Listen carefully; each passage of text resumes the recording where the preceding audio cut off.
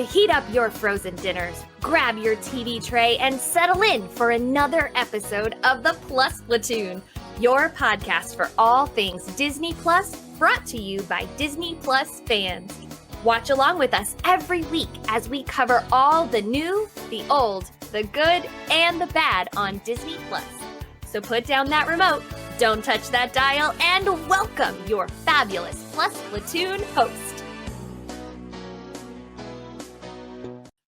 Hey everyone, welcome to the Plus Platoon. We're a Disney Plus fan podcast that gives honest, spoiler-filled reviews of movies and shows on Disney Plus. We'll look at new releases, coming attractions, and we'll even go back into the vault to revisit some of the classic Disney that's on the platform. Make sure you're subscribed and you will never miss a moment. I'm going to bring up Kate. Kate, good to see you this evening. Good to see you too, brother. How are you?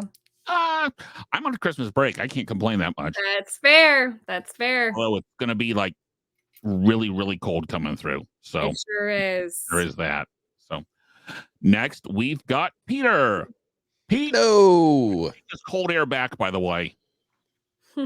Yeah, it's supposed to get very cold here too on Friday. So right now it's in the 30s, so not too bad. But it's like I don't know here now. You know, it's probably appropriate with our topic tonight that everybody is frozen. Yeah. That was good. And last but certainly not least, we've got Steve. Sorry. And I'm sending you more cold weather. Yeah, you're sending the cold weather our direction. Yeah. Yes. Okay. Guys, if you have not, please like, subscribe, share. We are everywhere at Plus Platoon. Help us get the word out so we can have, people come and listen to us and show them that you know what you're talking about when you say we're good. Kate, what if we get going to Disney Plus news this week? I don't think we have. Yeah, we do. There's a late edition. Hold that thought, friends. Oh, look at that. I was looking at the wrong document. In the Disney Plus news, A Small Light, the story of Meep. Geis. A Small Light, the story of Meep Geis, who sheltered Anne Frank's family, will be coming to Disney Plus in the spring. Ooh, I bet that's going to be really interesting. That could be really sad. Yeah. You're not going to be a lot of laughs in that one. Yeah, that's probably going to be very heavy. I will watch it, but it will probably be very, very heavy. But that's also one of those where it could be interesting because they could try and get into the whole who turned them in type scenarios, because that's still one of those. Who told? No, they don't. Oh, they don't? Oh, I didn't know that. Well, they think there are various theories. So we'll see if it's brought up in that. Happy second night of Hanukkah, by the way, to everybody out. Well, I guess depending on when you're watching this. Or when it'll be broadcast, happy fourth night of Hanukkah. Yeah. Happy Hanukkah, everybody. All right, continue. Okay. This week, Kate selected our show this week. I did. It is Idina Menzel's Which Way to the Stage. And Kate, I hear you've got a little mea culpa to throw at us. I do. So do you want me to tell what it was about? Is that well tell us what you thought. Yeah, tell us what it was about. So when I first picked this documentary, I make no secret of the fact that I am a musical theater person, I am a Broadway person, and I love documentaries. When I watched the preview for this, I misunderstood and thought it was the creation of Wicked. I thought it was when I thought, because it was Which Way to the Stage, I thought it was spelled WITCH. And so I thought that it was Idina Menzel's journey through the creation of Wicked, as told through Idina Menzel's eyes. So when I started watching this, I was like, oh, oops. Now, but what it actually is an attempt at a documentary. I like how you use the word attempt. An attempt at a documentary about Idina Menzel and her path. Yeah, it kind of gets lost in there a little bit. I would say it's a documentary of her 2018 tour that they tried to throw the backstory where they also told her history. So, okay, Kate. So, does this documentary defy gravity? I think this documentary had the potential to defy gravity, but it did not. And I need to preface all this by saying I am a huge musical theater fan. I am a huge Idina Menzel fan. I mean, she's got vocals for days. The woman can belt her face off. This felt like something that was thrown together very quickly to try to make her relevant again, which she is still relevant with Frozen and with Enchanted and Disenchanted. She is still relevant, but it almost felt like this was the type of documentary that they would do for someone who needed a publicity push and had an album coming out. Yeah, it didn't it felt forced. It felt like Rent was kind of a throwaway. They didn't even talk about If Then at all, which she like helped write. Wicked was even just forced. It talked a lot about her child, but like, and that she got divorced from Taye Diggs, but it didn't dig into why they got like it was very, very, very surface level. But yet there were topics that they talked about that were very, very, very personal. So it didn't work for me. It didn't work for me. And I could listen to her sing. I would have paid to go see that concert. Like I would have gone to see that tour. But this, yeah, it didn't hit. And the tour was her for an hour and then Josh Groban for an hour. Yeah. I will say, let me make sure that we aren't going to ask a question. Yeah. I will say, I did appreciate parts of it where they showed her vulnerability. Like when she was going into the stage and they wouldn't let her in. And they were like, no, the performer's already here. And she's like, no, I am the performer. And you're not his showing wife. that right. And showing that got to her and showing that affected her and having her like be so positive. Granted, I don't have a child, so I don't know what it's like to be a parent, but having her be like, no, I have to fly home so I can take my kid trick-or-treating. Like that is important. And just the raw, even the doctor's appointments, because she's kind of going through some in vitro type things and just showing her that rawness and that vulnerability, it made her human. And I appreciated that. So, Pete, what did you think? I'm not gonna be as nice as you. I thought it was boring. I'm not I like musical theater. I like Idina Menzel. I'm not a huge fan of hers or anything. I mean, yeah, she's got vocal chops, that's for sure. I would have very much enjoyed a concert of hers, watching her sing for an hour. That's not what we got. We didn't even get one complete song, I don't think. We got a lot the closest was Let It Go. Yeah, we got a lot of parts of songs. And I stopped and restarted this. I think it took me 3 times getting through it because I was curious to see what Kate would say, because like I'm not a huge fan. I thought it wasn't very, I don't know. I just, it had a lot of personal bits, but it wasn't really particularly interesting because I felt like it was trying to be very woe is me, but most of the stuff really wasn't that bad. That, it's like, oh, my parents got divorced when I was a teenager. Okay, yeah, so did mine. Sorry, Idina, that sucks. But I mean, I don't know. I just like the things that, like, it felt like me like they were trying to play up all how hard her life is, and like, oh, that she has to go on this tour while her son's home playing basketball. What a tragedy for Idina. It's so terrible. And I just like, don't play it like that. It's like, she has a good life, sorry, lady. I don't know. That's just the impression I got. I'm sure not everybody, but I mean, there was some interesting stuff. I do like that they kind of did it as a warts and all. She wasn't hiding things, so that I did appreciate that. But it wasn't really enough to keep my interest. Yeah, the whole Josh Groban thing, it took me like an hour in to figure out that she was touring with Josh Groban, because they'd like mention it every once in a while about Josh Groban being there, and I'd be like, what's going on? Why is he showing up for some shows and not other shows? But anyways, I don't know. I wish they'd done it differently. I'm not blaming her, but I think whoever decided to show the documentary this way, didn't, it wasn't a good tale to tell, or the way it was told was not a good tale.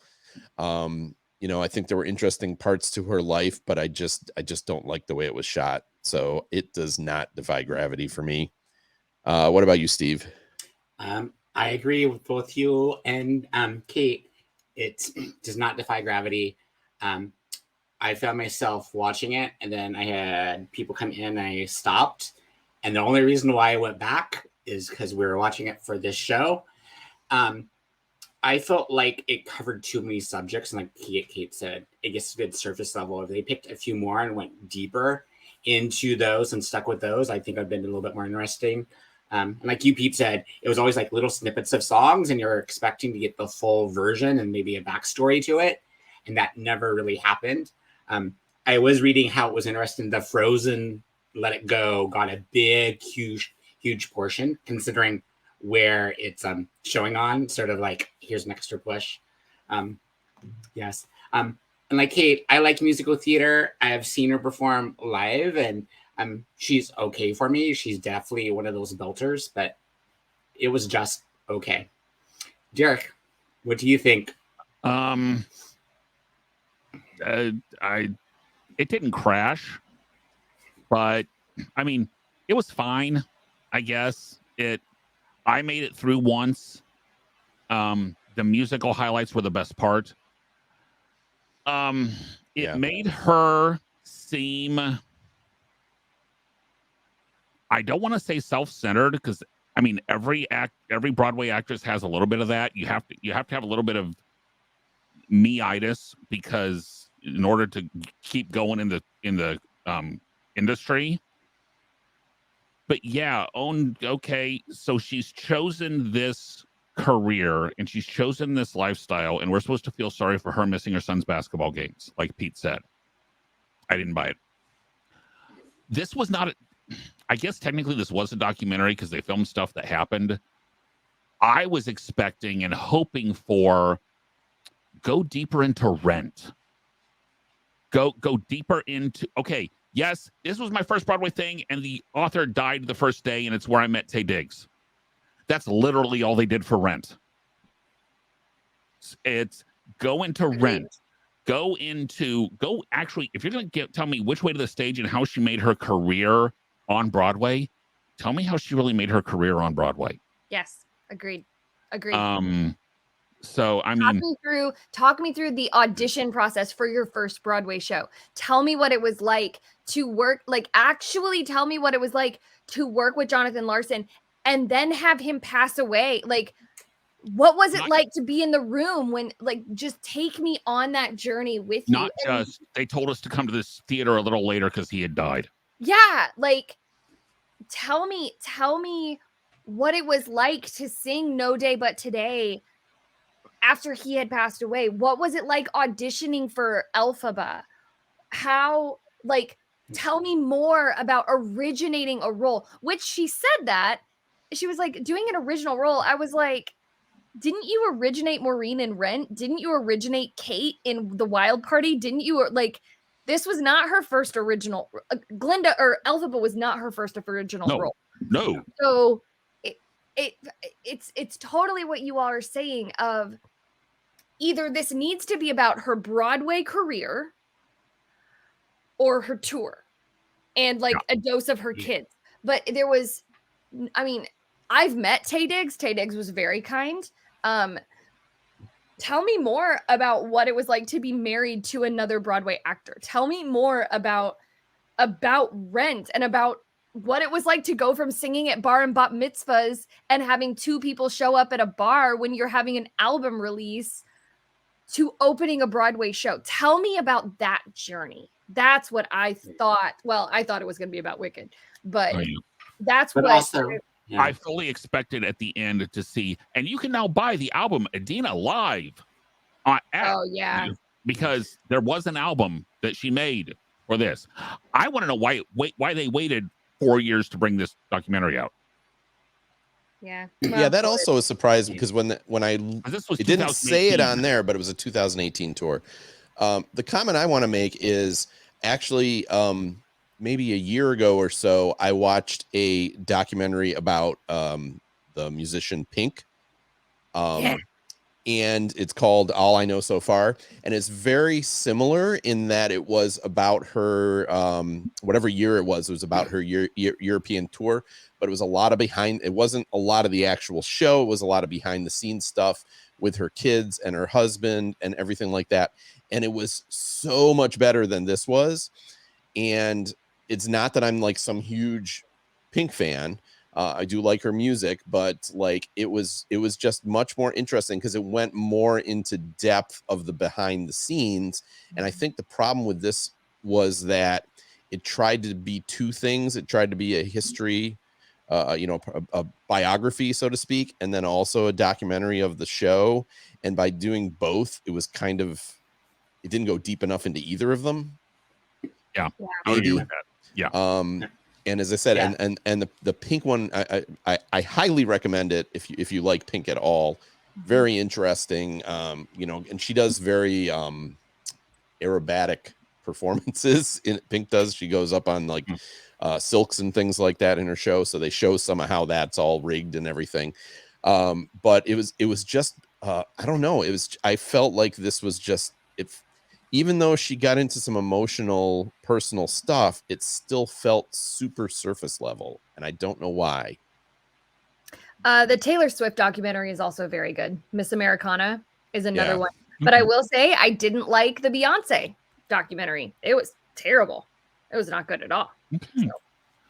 So now we've mentioned several things she's been in, and she has been in some amazing shows. Steve, I'm going to start with you. What is your favorite Idina Menzel show? And not necessarily what she was the best in, but of what she has been in, which one is your favorite? For me, it would be probably Wicked, slightly followed by Rent. I saw her actually live in If Then when she came to Seattle, and I just don't remember a lot about the show. I understand the premise. So I have to go with Wicked, just because I've seen that a couple times. I think it's a great Broadway musical performance. The other stuff, like Enchanted, Disenchanted, I mean, she had good roles in them, but it doesn't stand out. Like the Wicked is the one that sort of sticks out in my mind. Derek, what would you say? Honestly, guys, for me, it's Frozen. That doesn't surprise me. Because I was in college when Rent was touring, and it just did not resonate with. Like, I had a chance to go see it in college, and it just did not resonate with me at all. That also doesn't surprise me. Being from a small town in Kansas, the whole, the New York City lifestyle didn't really resonate with me. I know that's a shock. We've documented on this show before my feelings about Wizard of Oz being from Kansas. Anything related with that.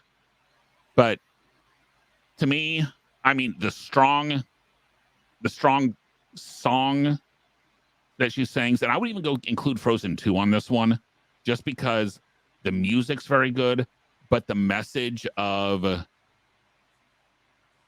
the whole who needs a man, do, and the more the whole be what you are, because you can find a way to make what you are work. Because I thought, and in this, it was real interesting to me that she said something like when she went back to her hometown, that she was a complete outcast, because in your hometown, they expect you to be a certain thing and act a certain way. And if you don't, no one is going to like you. Yeah. Guys, that's so true. Yeah. That is so true. Agreed. So, I mean, for me, it's Frozen. Kate, I'm guessing you're going something Broadway. I am.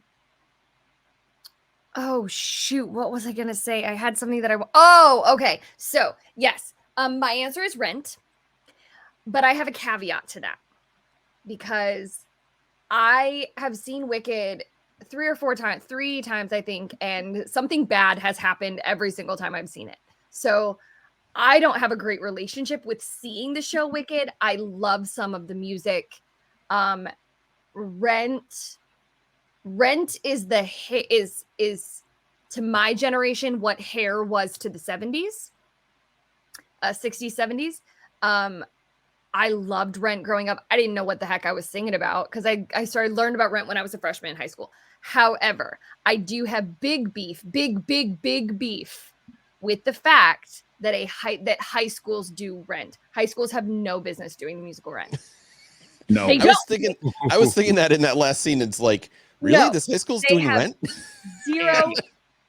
I will say though that the because I've actually read the script of the high school version of Rent. It is not the Broadway version of Rent. No.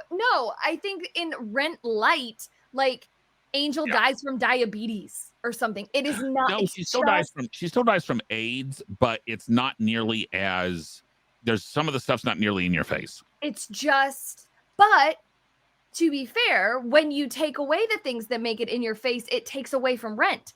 And in my opinion, there are, and I could talk about this for hours. I'm very passionate about this. That there are hundreds of shows that are appropriate for you to pick, that are age appropriate. Rent is not one of them. Spring Awakening is not one of them. Chicago is not one of them. No. So Chicago shouldn't be done lower than College. Yeah, so this is just something that I am touchy about, and shame, in my opinion, shame on theater teachers for pushing that kind of stuff on it. It just really bothers me. But I probably just made a whole bunch of enemies, and that's fine. But Rent, in my opinion, some of the words of Rent are so powerful. The words in No Day But Today, the words in Seasons of Love, they are just so powerful. That would probably be my choice. What about you, Pete? Yeah, I was going to say Rent as well, because even though it's not my generation show, and I will fully admit, my wife and I went to it. My wife did not like Rent at all. I loved it. I loved it. I really enjoy that show. I think it's very powerful. I'm a fairly liberal person, and I agree with you that Rent really has no place in high schools. Sorry, Rent. but so obviously I didn't see her in Rent. I didn't really even particularly know she was in Rent until fairly recently. But that would be my pick. And of course, also I'd think, anyone that has a child under 20 probably is very highly influenced by Frozen as well. And quite honestly, that, someone else, like her ability to belt out a tune that she does with Let It Go, if you handed that to practically anyone else, I don't know if it would have been the showstopper that it was that helped make Frozen. What? I can think of at least one other. I would love to. I'm not saying there's no one else, but I'm just saying, like, she was exactly the right voice for that part. And, so I think she really did make that show. Whereas probably, even though Rent is my favorite thing she's been a part of, I think if you go back and put someone else in that role, probably not too many people would be upset about that. But, I think other than her family. So but I know so I'm gonna say Rent from a purely entertainment of the show, but for Idina Menzel, I'm going to think probably number one about Frozen, and then number two would be Wicked. And I would say it's a great song, even if your son hates it with a passion. Oh, that's what I was gonna say. My son, we were in the Magic Kingdom, and one of the projection shows had a Frozen's had a Let It Go segment. Well, Just where one of they them.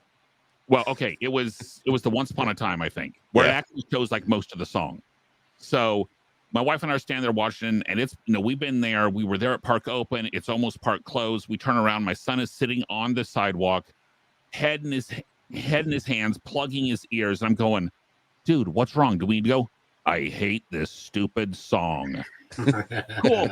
As soon as that segment was over, he was up, he was standing, he was watching it. Everything was cool. But and the other thing is, there was a period of time where girls would just sing this walking down the street, and he was going, I hate that stupid song, and they're not even singing it right. So, Wow. yeah, Kate. Yeah. So I was just gonna comment on what you said, Pete. That I made the comment of that. Rent to my generation is Hair to the 70s. My mom loves the musical Hair. Loves the musical Hair. I detest the musical Hair. My mom hates the musical Rent. Hates it. Hates it. And I love the musical Rent. So I think it's a little bit of a generational thing. I mean, but I mean, you love Rent, which is great. I feel like there's so much content matter. And don't get me wrong, teens are smart, man. My profession is speaking to teenagers. Teens are smart. They're not dumb. They're not uncultured. But that content matter that they touch on in Rent, some of it should not be acted out on public stage by teenagers. It's inappropriate to be acted out. Right. I think that's the point. I don't think there's a problem with like a parent letting their child see Rent. But yeah, I saw it when I was a freshman. I think to present it at a high school level is inappropriate. And again, I am far from a conservative person. I'm a pretty liberal person, but I just think there's certain shows that shouldn't be forced in public school. So agreed. But okay. So we've had Idina Menzel. There's an Elton John one out there. My question for you is what performer should get the next documentary that we want to see? And Pete, I'm going to start with you on this one. Which? Oh my goodness. Does it have to it should be a musical performer, I suppose, huh? Yeah, let's go with musical or musical theater. Yeah, let's go musical. Yeah. You know what? I would like to see more of like a behind the scenes of a Broadway musical, and maybe what I think would be kind of interesting is like the development and the production of the producers on Broadway with Matthew Broderick and Nathan Lane.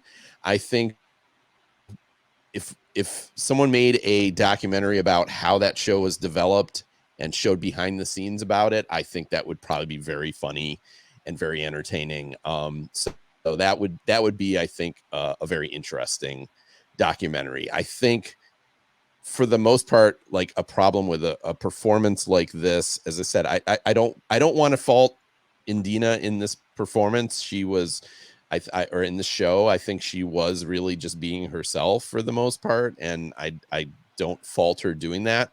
But it's just really not that interesting watching a person tour around the United States performing and staying in hotels and things like that. But I think it's what Kate said, like the snippets that we saw of Wicked were maybe the most interesting thing. So that's what I would like to see is let's see or another one would be like The Lion King. When they first put The Lion King on stage, let's see how that production was developed. How did they how they developed the stage. If I'm going to see a documentary about Broadway, that's what I'd like to see. So Steve, how about you? I like your idea, Pete, like how Lion King, especially all the puppets came to be and how they envisioned that. Or even Frozen, like I know like Sven, like is how they came up with the costume idea for that. And it's a human actor. But for performer, what came to my mind today is Amy Adams. She's been in Disney stuff sort of a story about where she came from, because she's been Enchanted and stuff. She definitely has musical talent. So that's what came to my mind. I'm trying to think anyone else that I want to see. If we're doing Broadway, maybe Bernadette Peters, since she's such a big Broadway person.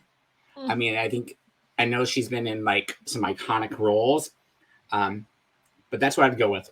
Derek, what would you say? I'll be honest. When I thought of this, when I came up with this question, no one initially came to mind for me. But the more I sat and thought about it, I'm sure there's one out there for her, but I just haven't seen it. I'd like to know, Carrie Underwood's story. Oh, yeah. She's painfully shy. She's very, very shy. Yes. And as far as, her husband's a hockey player. And I've met her husband. He's really nice. And some of the, she's had that accident relatively recently. But her starting on, because was she season 2 of Idol? Yeah, Carrie Underwood, or Kelly Clarkson was season 1. Yeah. So that's the one that came to mind. Pete, I think the making of producers and the Mel Brooks's involvement with that would be hilarious. There's some of it. There is a nice size chapter devoted to that in his most recent autobiography. Which is if you're a Mel Brooks fan of his movies and his shows, highly recommend Mel Brooks' autobiography. But Carrie Underwood's the one that came to mind for me. Don't necessarily need to see a Broadway theater one, just because an actual concert performer. Oh, okay, no. I just came up with one that I would love to see before he goes away. And with everything he's done, I want to know Dick Van Dyke's story. Oh, yes. Oh, yes. Yeah. Absolutely. He started on Broadway. He starred in the Broadway origination of Bye Bye Birdie. He was absolutely. Oh, that's such a good one, Derek. I win. Yes, Derek wins. All of mine was shame, man. Yeah. So forget Carrie Underwood, Dick Van Dyke, because he's 97, still alive. He had birthday week or two ago. Right. So, and I mean, he was in the Return of Mary Poppins and still dancing on tables at like 94. So, yeah, that's a good idea. That would be a really interesting documentary. Good. Yeah. Okay. Yeah. Kate, okay. Follow that up.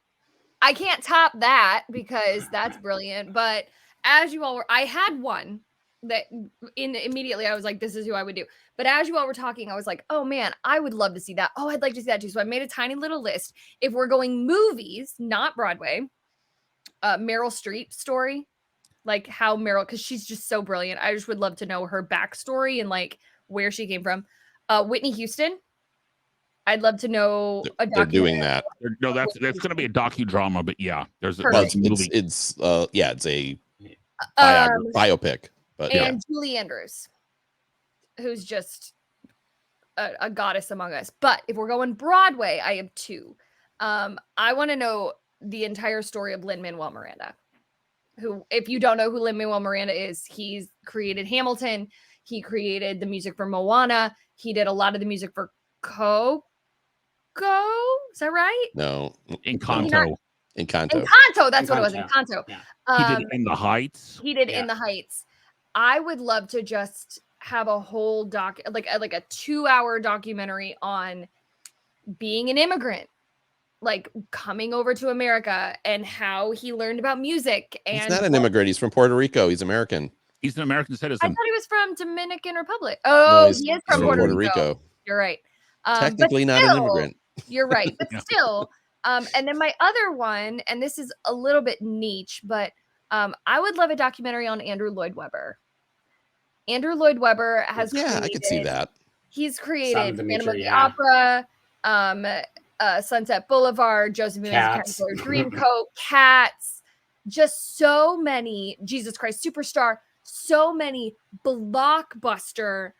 I mean, Phantom is the longest running show on Broadway by like 4,000 performances, and Cats is number 2. So just, and you either love Andrew Lloyd Webber or you hate Andrew Lloyd Webber. There isn't really a little in between. So I would just love to know his story. And Kate, you are in luck, because I just a little looking. There are no less than 4 Andrew Lloyd Webber biography shows that have been made. Really? None of them are on Disney Plus. But look some of the BBC stuff. BBC's done a couple. Yeah. Broadway's PBS has done a couple. So there are some Andrew Lloyd Webber ones out there. Gotcha. I think Michael Jackson could also be a very interesting one, but I feel like that's what This Is It was. But think about the documentary This Is It. That I'm not talking about his like whole entire life. I'm talking about the production value and like a behind the scenes. That's what the documentary This Is It was right before he passed away. Was about his creation of the show that he created right before he died. Gotcha. Okay. So, as we always do when we watch a standalone show like this, we have got to go Cups of Pixie Dust. And Kate, we start with you anyway, but since this was your choice, you get double honors of starting Cups of Pixie Dust out of 5. I'm going to give it a 2.5. That's it. You, Pete. Okay. I'm going to give it a 2. I think if you're a big Idina Menzel fan, it's probably worth watching. And if you're not, I would skip it. Steve, I'm giving it a 2. It was okay. I learned things. I mean, but 2. Won't watch it again. Derek. I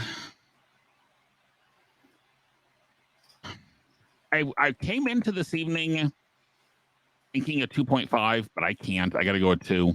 It's not. The songs were the best part, and for 2 minutes of partial songs that were interspersed with way too much other stuff. Yeah, it's not great. So yeah, and then they devoted 5 minutes to her singing "Do You Want to Build a Snowman," which wasn't her song. I was like, what is this? I wondered about that. But if you also looked at the makeup of her audience, it's all 20-something. Most good chunk of it's 20-somethings and younger who grew up on it. No, I have to say, no, for the most part. No. This has nothing to do with that. I have to say, I texted my best friend during this because I was like, how does this woman who is in her 50s, I think, make a half up hairstyle look so good? Like she had this like half up, half down bun thing going on, and she looked fierce. I try to do a half up, half down, and I look like a middle schooler who's going to get her braces put on. So like, I'm like, how did she do that? It's because she has a whole team and she's flawless, but it's fine. Yeah. Okay. To our loyal listeners and people listening the first time, we are going to take a break here over the new year to reset, get ready for season 2. We are going to take the next 3 weeks off. So our next new show will be coming out January 19th, 2023. Do not know yet at this point what that show is. Oh, no, I do know what that show is going to be. That show is going to be Pixie Dust Recalibration. So it's been almost 2 years since we started this. We're going to go back and look at, are there ratings like that you would change from when you originally said so? So Pete, Kate, be thinking about what your real ratings are for Own the Room. Because you both gave it a 4. So, with that, guys, and are we going to talk about how wrong all of you were about Encanto and how right I was? No. Yeah. No. I will change my vote on that one. Now, I will. With that being our next show, guys, I do want to go around real quick. We are going to be crossing over the new year. What are your Disney Plus resolutions? What are you going to make sure you get watched? Make sure it's series you want to get into, something you want to make sure you get out of. Steve, I'm going to start with you. What's your Disney Plus resolution? I've thought about this. I think one of them is to watch the Clone Wars because it's been on my to-do list to do that. But I also been wanting to watch all of the Disney animated films because certain ones I have not watched, but make it a goal to make sure I've watched everyone at least once. Give me an example of one you haven't watched. I have not seen the Black Cauldron. Oh, I have not seen the Black Cauldron. I have not seen Atlantis. Oh, I wouldn't have guessed those. Oh, okay. No. I wouldn't. None of the good ones. Okay. But there's probably other ones I've missed. But Home on the Range? I have not seen Home on the Range. Don't bother. Don't. Okay. Wait a minute. I thought I thought never mind. I'll ask later. Don't worry about it. Black Cauldron is not good. No, I didn't realize it was animated. Yeah, it is. Oh, okay. Different from Black Hole. Oh, Yeah. okay. We watched the Black Hole on here. Black Cauldron we will never watch on here. Yeah. So, for me, I said last week, I'm going to try and get Guardians of the Galaxy, at least episode 1 watched. At least volume 1 of Guardians of the Galaxy. Ooh, let's do a show. Yes. I'll think about throwing it in. And then I know, just because I know it's going to be coming out, I probably should watch the original Black Panther. I've seen parts of it on TV when it's come on. I've never sat down and watched it all the way through. It's great. Mainly because I know Black Panther 2 is going to be coming to Disney Plus relatively soon. It's not going to be coming before the new year, but I'm guessing it sometime January, February or so. Yeah. So, and I will say that's definitely a movie you have to have seen. Black. Agreed. It's no doubt. You don't have to have seen like all of Marvel for it, but you have to have seen Black Panther. So yeah, which is to be perfectly honest, the reason I'll watch it. So those are my 2 things I need to get done. Kate, how about you? So that was a perfect segue into the things that I want to get done. So all of you have been following my fiance and I's journey on watching through the Marvel Cinematic Universe, complete with television shows. We are so close, and by so close, I mean we are so close to Infinity War. So my goal for this year is to finish this Marvel journey, at least finish up to what has come out. We are currently on the 2nd season of The Punisher, which is, I am finding the hardest thing to get through, not because it's not good, but because it is so heavy and so dark. But other than that, I wish I could get through Clone Wars, and I know Pete said it's so worth it, and I want to get to the part where it's so worth it. It's not. There's parts of it that are worth it.